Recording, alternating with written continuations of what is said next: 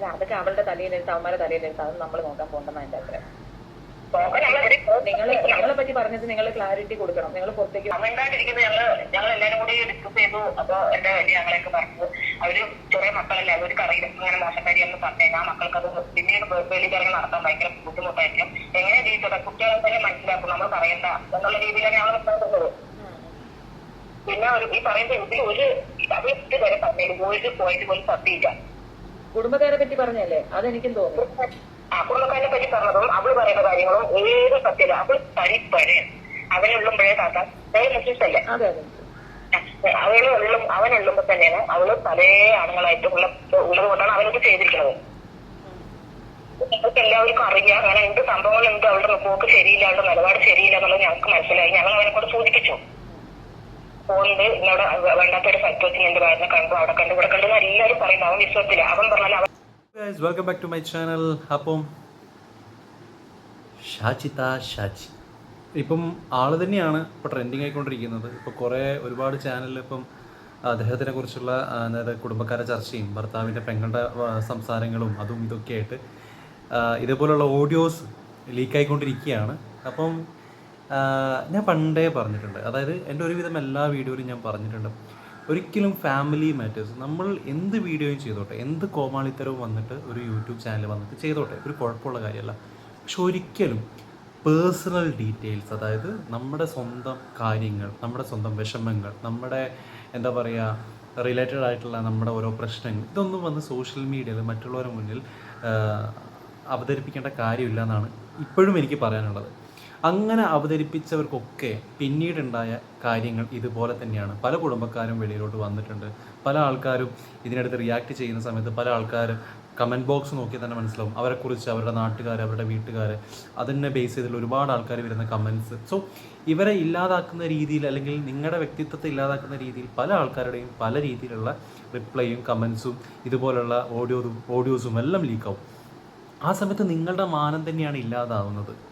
നിങ്ങൾ ഉണ്ടാക്കി വെച്ച ചെറുതാണെങ്കിലും വലുതാണെങ്കിലും ഒരു ഇമേജ് ഉണ്ടാവും. ആ ഇമേജാണ് നിങ്ങൾ ഇല്ലാതാക്കുന്നത്. ഇതിലൂടെ നിങ്ങൾക്ക് പ്രത്യേകിച്ച് ഒരു ലാഭവും ഉണ്ടാകുന്നില്ല. കുറച്ച് ദാക്ഷിണ്യം, കുറച്ച് സപ്പോർട്ടേഴ്സ്, കുറച്ച് വ്യൂവേഴ്സ്, ഇത് മാത്രമാണ് നിങ്ങൾക്ക് ഇതിലൂടെ കിട്ടുക, ഇത് മുഖേന. പക്ഷേ ഇതിൽ നിങ്ങൾ പറയുന്ന കള്ളങ്ങളായിക്കോട്ടെ, എന്തും ആയിക്കോട്ടെ, ഇത് ഏറ്റെടുക്കുന്ന ജനങ്ങൾ, അല്ലെങ്കിൽ ഇത് കാണുന്ന ജനങ്ങൾ, നിങ്ങൾ അറിയുന്ന ആൾക്കാർ, ഇതിലെന്തെങ്കിലും സത്യമുണ്ടോ ഇല്ലയോ എന്നുള്ളത് വ്യക്തമായിട്ട് അറിയുന്ന ആൾക്കാർ ഇതുപോലെ വന്ന് ഓഡിയോസും വീഡിയോസും ഒക്കെ പുറത്തോട്ട് വരും. ആ സമയത്ത് നിങ്ങൾ എന്താവും? നാണം കെടും. ഇത് തന്നെയാണ് പല ആൾക്കാരോട് എനിക്ക് പറയാനുള്ളത്. നിങ്ങൾ വീഡിയോ ചെയ്തോ, അതൊക്കെ നിങ്ങളുടെ ഇഷ്ടമാണ്, എന്ത് പറയണം എന്ത് പറയണ്ട നിങ്ങളുടെ ഇഷ്ടമാണ്. പക്ഷേ നിങ്ങളുടെ വ്യക്തിത്വത്തെ ഇല്ലാതാക്കിയിട്ട് നിങ്ങളുടെ പേഴ്സണൽ മാറ്റേഴ്സ് സോഷ്യൽ മീഡിയയിൽ വിളിച്ച് പറയുന്ന സമയത്ത് ഇതുപോലുള്ള കാര്യങ്ങൾ സംഭവിക്കുമ്പോൾ നിങ്ങൾക്ക് എന്താണ് ഇതിലൂടെ കിട്ടുന്ന ലാഭം? നിങ്ങൾക്ക് ഓക്കെ ശരി, ഇതൊന്നും എനിക്ക് വിഷയമല്ല, എന്ത് വേണമെങ്കിലും അതിനെപ്പറ്റി പറഞ്ഞോട്ടെ, ഞാൻ എന്താണെന്ന് എനിക്കറിയാം എന്നുള്ള ധാരണയാണെങ്കിൽ അതും ഓക്കെ. പക്ഷേ എനിക്കത് അറിഞ്ഞൂടാ, ഓരോരുത്തരുടെ മെന്റാലിറ്റിയാണ് അല്ലേ. എന്തായാലും ബാക്കി കേൾക്കാം, എന്നിട്ട് ബാക്കിയിലോട്ട് കിടക്കാം. അമിതമായി സ്നേഹിച്ചു, അങ്ങനെ മക്കള് പറഞ്ഞ ജീവനാണ്, അങ്ങനെ ഒരുപാട് ഇങ്ങനെ ആര് പറഞ്ഞാലും അവനോട് എടുക്കുന്നില്ല, സ്വീകരിക്കുന്നില്ല. വീട്ടിൽ അവര് കൂട്ടുകാരന്മാരും എല്ലാവരും പറയാൻ തുടങ്ങി. ലാസ്റ്റ് എന്താണ് അവർക്ക് എല്ലാവരും അങ്ങനെ പറയുമ്പോൾ അതിൽ എന്തെങ്കിലും കാര്യം ഉണ്ടാവുമല്ലോ എന്ന് അവൻ ഒരു ദിവസം ഒരിക്കൽ ചിന്തിച്ചു.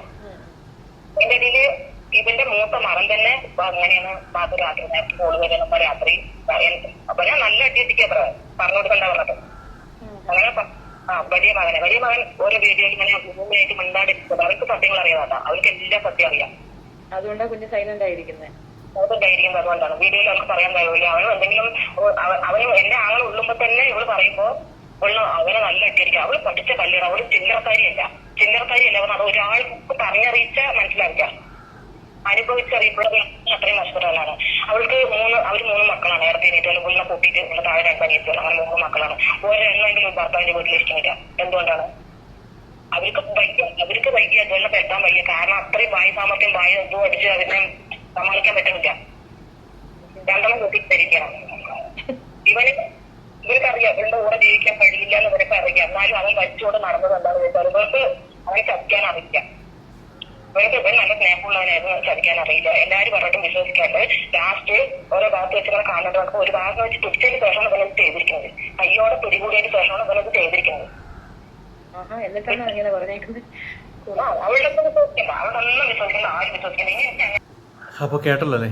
അപ്പോൾ ഇതൊക്കെ ഭയങ്കര ഡീപ്പായിട്ടുള്ള പേഴ്സണൽ കാര്യങ്ങളാണ്, ഇതൊന്നും നമുക്ക് ചർച്ച ചെയ്യേണ്ട ആവശ്യമില്ല. പക്ഷേ ഞാൻ പറയുന്നത്, അപ്പം ഇതിലിപ്പം ആര് പറയുന്നതാ ശരിയെന്ന് നമുക്ക്, ഞാൻ പറഞ്ഞില്ലേ, ഇപ്പോഴും എനിക്ക് പറയാനുള്ളത് സോഷ്യൽ മീഡിയയിൽ പറയുന്ന പല കാര്യങ്ങളും, പല പ്രശ്നങ്ങൾക്ക് പിന്നിൽ വരുന്ന പല സത്യങ്ങളും, അല്ലെങ്കിൽ ഇതുപോലുള്ള പല ഓഡിയോസും പല വീഡിയോസും ഒന്നും നമുക്ക് വിശ്വസിക്കാൻ പറ്റുന്ന കാര്യമൊന്നുമല്ല. കാരണം പേഴ്സണൽ കാര്യങ്ങളാണ്. ഇവരറിയുന്നവർക്ക് ഇവരെക്കുറിച്ച് അറിയാം, അല്ലെങ്കിൽ ഇവരെക്കുറിച്ച് നല്ല രീതിയിൽ ധാരണയുള്ള ഇവരെ പേരൻസ് ആയിക്കോട്ടെ, ഇവരുടെ റിലേറ്റീവ്സ് ആയിക്കോട്ടെ, ഇവരുടെ ക്ലോസ് ഫ്രണ്ട്സ് ആയിക്കോട്ടെ, ചിലപ്പോൾ ഇവരെക്കുറിച്ച് അറിയാം. ചിലപ്പം അവർ കേൾക്കുന്ന സമയത്ത്, ഈ ഓഡിയോ കേൾക്കുന്ന സമയത്ത് ഇതൊക്കെ ശരിയാണെന്ന് ചിലപ്പം അംഗീകരിക്കാൻ കഴിയുമായിരിക്കാം. പക്ഷേ നമ്മളെപ്പോലുള്ള ആൾക്കാർക്ക് ഇതെങ്ങനെ അംഗീകരിക്കാൻ കഴിയാം? ഒരിക്കലും അംഗീകരിക്കാൻ കഴിയില്ല, അല്ലേ? കാരണം നമുക്കറിയില്ല ഇതിൻ്റെ സത്യാവസ്ഥ എന്താണെന്ന് പോലും നമുക്കറിയില്ല. കാരണം ആരോ വന്ന് ഇതുപോലൊരു ഓഡിയോ, ഭർത്താവിൻ്റെ പെങ്ങളാന്ന് പറയുന്നു, ഓഡിയോ പറയുന്നു, അവരിങ്ങനെയാണ്, അവർക്ക് ഒരുപാട് അവിഹിതമുണ്ട്, ഇതൊക്കെ പിടിക്കപ്പെട്ടപ്പോഴാണ് ഇദ്ദേഹം ചോദ്യം ചെയ്തതെന്നൊക്കെ പറഞ്ഞിട്ട് ഭർത്താവിൻ്റെ സ്നേഹം അങ്ങനത്തെ കാര്യങ്ങളൊക്കെയാണ് ഇവിടെ പറഞ്ഞുകൊണ്ടിരിക്കുന്നത്. ഓക്കെ, ഞാൻ പറഞ്ഞ പോലെ ഇത് എന്തുമാവാം, ഇതിൽ ആരെ വിശ്വസിക്കണം എന്നുള്ളത് ഒക്കെ നമ്മുടെ ഇഷ്ടമാണ്. പക്ഷേ ഇതിൽ എന്താണ് ശരി എന്നുള്ളത് നമുക്ക് പറയാനും കഴിയില്ല. പക്ഷേ ശരിയല്ല എന്ന് നമുക്ക് വെക്കാനും കഴിയില്ല. കാരണം ഈ രീതിയിൽ ബിഹേവ് ചെയ്യുന്ന ഒരാൾ, കാരണം ഇത്രയും നല്ല രീതിയിൽ റീച്ച് കിട്ടിയ സമയത്ത് അതിനുശേഷം സബ്സ്ക്രൈബേഴ്സിനെ പുച്ഛിക്കുകയും ബാക്കിയുള്ളവരെ പുച്ഛിക്കുകയൊക്കെ ചെയ്യുന്ന ഈ ഒരു വ്യക്തി ഇങ്ങനെ രീതിയിൽ ബിഹേവ് ചെയ്തുകൂടെ എന്ന് ചോദിച്ചു കഴിഞ്ഞാൽ മേ ബി സാധ്യതയുണ്ട്. കാരണം നമ്മുടെ ഒരു മനുഷ്യൻ്റെ സ്വഭാവം കാണുന്ന സമയത്ത് നമുക്ക് ഏകദേശം ഒരു ഊഹാപോഹം കിട്ടും, ഈ വ്യക്തി ഇങ്ങനെയാണ് എന്നുള്ളത്, അല്ലേ? കാരണം പ്രത്യേകിച്ച് ഒരാൾ പറഞ്ഞറിയേണ്ട ആവശ്യമൊന്നുമില്ല. അപ്പം ചില രീതിയിലുള്ള പെരുമാറ്റങ്ങൾ കാണുന്ന സമയത്ത് ഇദ്ദേഹം ഇങ്ങനെ ആയിരിക്കുമോ എന്നുള്ളത് നമുക്ക് തോന്നിപ്പോകുന്ന രീതിയിൽ തന്നെയാണ് മറ്റേ വ്യക്തിയും ഈ കാര്യങ്ങൾ പറയുന്നത്. പക്ഷേ ഞാൻ പറയുന്നു 100% ശരിയെന്ന് വെക്കാൻ നമുക്ക് ഇവരുടെ ജീവചരിത്രമൊന്നും അറിയത്തില്ല. പക്ഷേ ഇതൊക്കെ എന്തിനാണെന്നാണ് എൻ്റെ എപ്പോഴും ചോദ്യം. പല ആൾക്കാരോട് എനിക്ക് ചോദിക്കാനുള്ളത് തന്നെയാണ്. ഒരുപാട് പേഴ്സണൽ കാര്യങ്ങൾ എന്തിനാണ് വലിയ സോഷ്യൽ മീഡിയയിൽ വന്ന് വിളമ്പുന്നതെന്നാണ് ഞാൻ ചോദിക്കുന്നത്. എന്ത് കാര്യം, എന്തെങ്കിലും കിട്ടുമോ? നിങ്ങൾക്ക് ദയ കിട്ടാനാണോ? ഈ ദയ കിട്ടി വ്യൂസ് കിട്ടാൻ വേണ്ടിയിട്ടാണോ? എനിക്ക് അറിഞ്ഞുകൂടാ. പക്ഷേ ഞാൻ പറയുന്നു, ഡെയിലി വ്ളോഗ്സ് ഒക്കെ ചെയ്യുമ്പോൾ നല്ല രസത്തിലും നിങ്ങളുടെ കളി, ചിരി, അങ്ങനത്തെ കാര്യങ്ങളൊക്കെ പറഞ്ഞു പൊക്കോളൂ. പക്ഷേ ഒരുപാട് ഡീപ്പായിട്ട് നിങ്ങളുടെ പേഴ്സണൽ കാര്യങ്ങൾ നിങ്ങൾ സോഷ്യൽ മീഡിയയിൽ പങ്കുവെക്കുന്ന സമയത്ത് നിങ്ങൾക്ക് കിട്ടുന്ന തിരിച്ചടി എന്ന് പറയുന്നത് ഇതാണ്. ഈ രീതിയിലുള്ളൊരു തിരിച്ചടി നിങ്ങൾക്ക് പിന്നീട് വരും എന്ന് കരുതിയിട്ടാണ് ഞാൻ നിങ്ങളോട് ചോദിക്കുന്നത്, എന്തിനാണ് പേഴ്സണൽ കാര്യങ്ങൾ പറയുന്നത്? അല്ലാണ്ട് നിങ്ങൾ പറയുന്നതിന് എനിക്കൊരു കാര്യമില്ല. നിങ്ങളുടെ പേഴ്സണൽ കാര്യങ്ങളാണ് നിങ്ങൾ സോഷ്യൽ മീഡിയയിൽ പങ്കുവെക്കുന്നത്, അത് നിങ്ങളുടെ ഇഷ്ടമാണ്.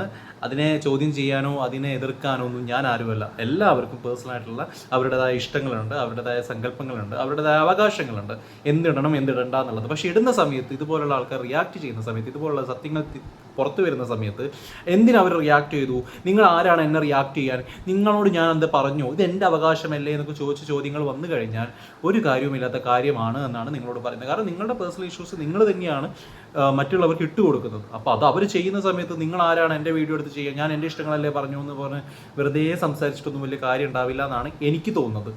അപ്പം അതും കൂടി ഒന്ന് മനസ്സിലാക്കിയിട്ട് വേണം, ഇനി ആരെങ്കിലുമൊക്കെ ഇടുന്നുണ്ട്, ആരെങ്കിലുമൊക്കെ കാണുവാണെങ്കിൽ ഒന്ന് ചിന്തിച്ചിട്ട് വേണം പേഴ്സണൽ കാര്യങ്ങൾ ഇടാൻ എന്നുള്ളതാണ് എൻ്റെ ഒരു അഭിപ്രായം.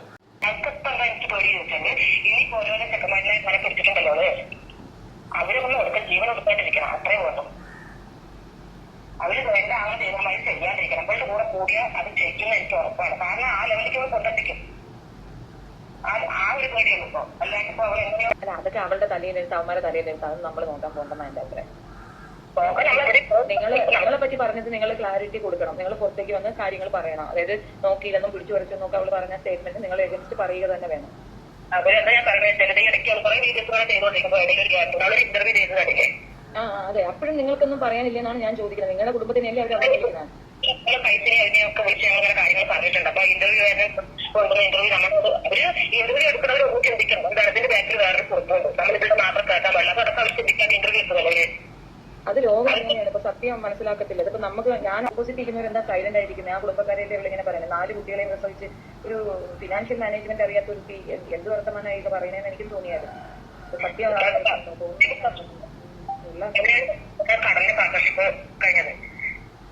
അപ്പം ഞാനിത് തന്നെയാണ് പറഞ്ഞത്.